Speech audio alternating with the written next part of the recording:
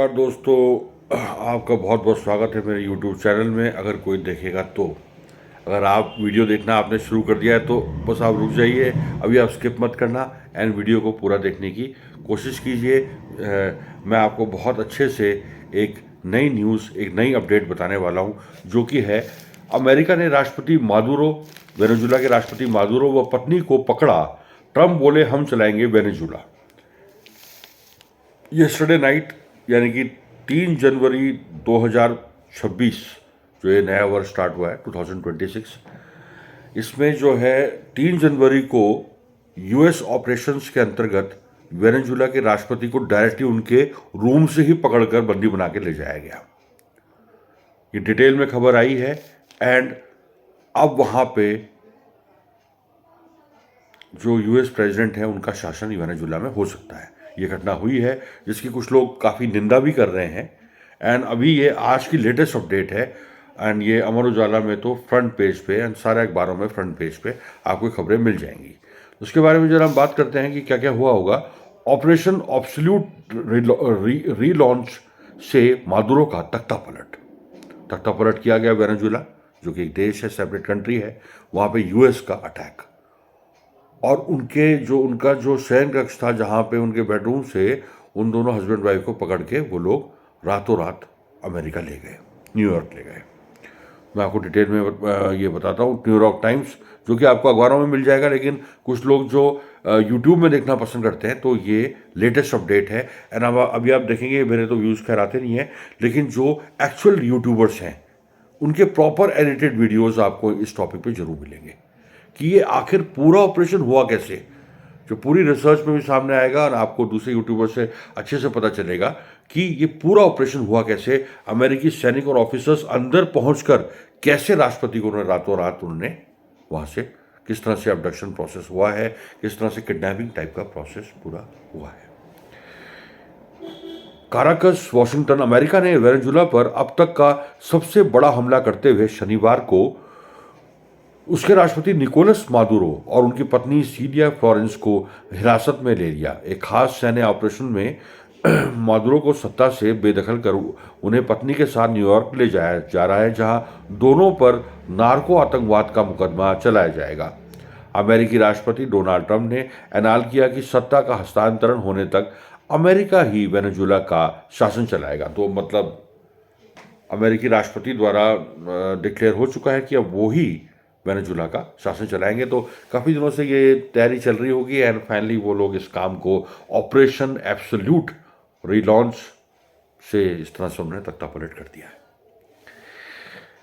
तेल संपन्न लातिन अमेरिकी देश वेनेजुला के साथ महीनों से जारी ये तनाव भी था, लेकिन इसके बारे में न्यूज़ में अपडेट नहीं आ रहा था। जब ये फाइनली जो ये घटना घट गई तब इसका अपडेट प्रॉपर न्यूज़पेपर्स में आया।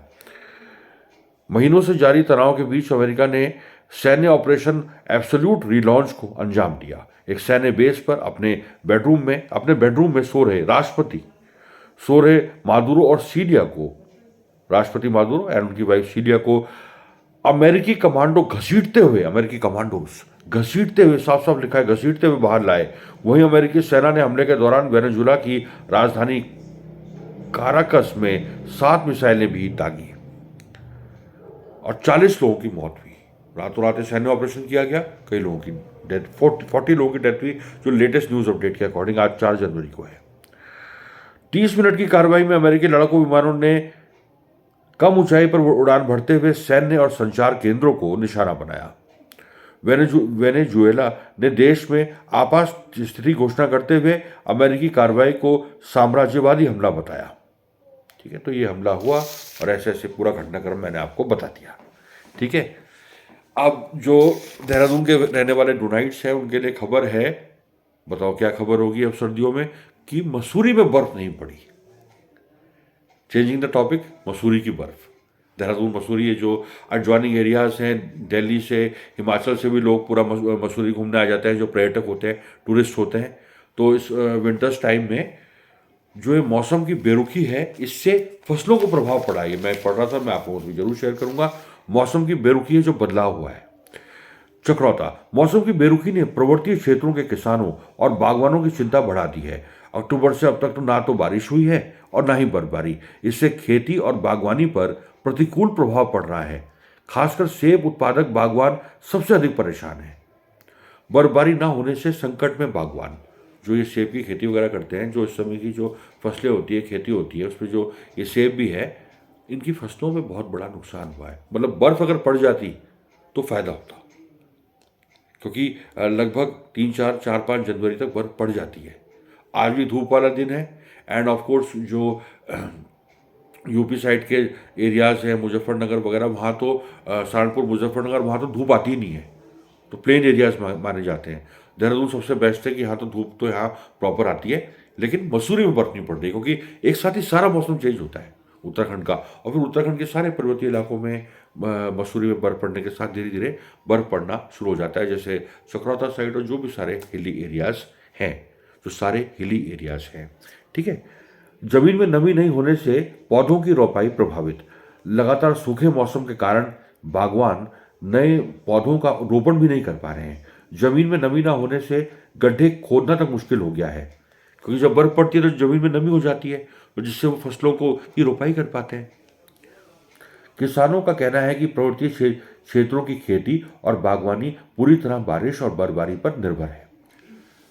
तो इस तरह से मौसम की बेरुखी की बात भी अमर उजाला की माई सिटी न्यूज़ में आपको देखने को मिल जाएगा। एंड आप जरूर अमर उजाला पढ़िए, या कोई भी दैनिक जागरण, कोई भी आप अखबार पढ़ते हैं, तो इससे बहुत सारी देश विदेशी खबरों का हम लोगों को पता चलता रहता है। तो दोस्तों, मुझे बताना कि मैं नेक्स्ट कौन सा टॉपिक, कोई ना कोई टॉपिक तो मैं ढूंढ ही लेता हूँ।